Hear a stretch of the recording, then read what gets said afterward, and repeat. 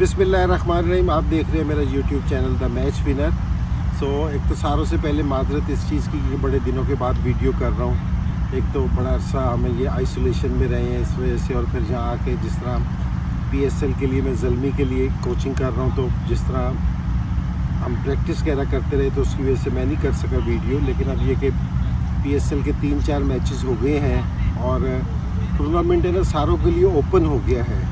जिस तरह पहले सेशन में कुछ टीमें आई थी ना, अब लाहौर है वो सिर्फ आगे चली गई, बाकी सारे 5 टीमों के लिए ना टूर्नामेंट है ना बिल्कुल ओपन हो गया है कि कोई भी जीत के अपने लिए जगह बना सकता है। अच्छा, यहाँ जिस तरह पहले सेशन में कराची में खेल रहे थे कि जी 250 भी सेफ़ नज़र नहीं आ रहा था, कोई चीज़ स्कोर भी है ना सेफ़ नज़र नहीं आ रहा था, बॉलर्स के लिए बहुत मुश्किल हो रही थी। यहाँ की अगर मैं आपको कंडीशंस बताऊँ ना ज़रा थोड़ी सी मुख्तलिफ है अभी तक सोफा, क्योंकि जी नया बॉल है ना, किसी भी टीम ने ना ये कि जी इतना अच्छा नहीं खेल सके वो लोग, सिर्फ एक इस्लामाबाद के अलावा। इस्लामाबाद ने दोनों मैचेस में जो आज भी मैच खेल रहे हैं उसमें भी उन्होंने बड़ा अच्छा खेला है और पहले मैच में भी बड़ा अच्छा खेला।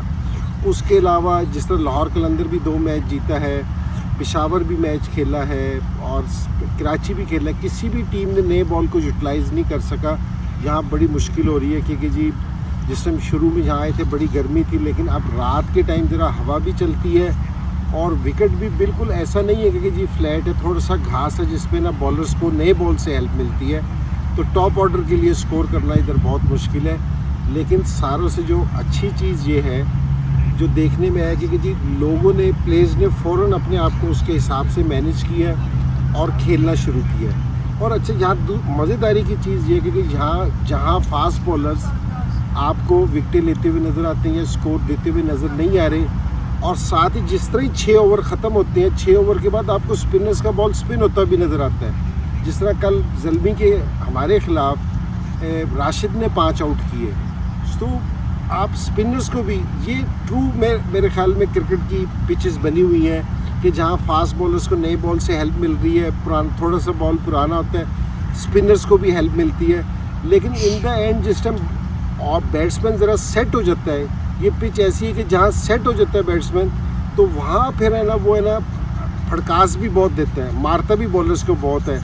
जिस तरह हमें जिस तरह कल हुआ क्योंकि जी एंड के ओवर्स हमने अच्छा नहीं कर सके, लाहौर वालों ने बड़ा उसका फ़ायदा उठाया और दूसरी टीमें भी यूजली यही कर रही हैं। कल जिस तरह लाहौर के भी हमने ना 30-35 रन पे 5 आउट कर दिए थे, लेकिन उन्होंने थोड़ा सा स्टे किया पिच पे, जिस टाइम वो थोड़े से सेट हो गए तो फिर उन्होंने मारा। इसी तरह हमारी टीम के लड़कों ने भी किया।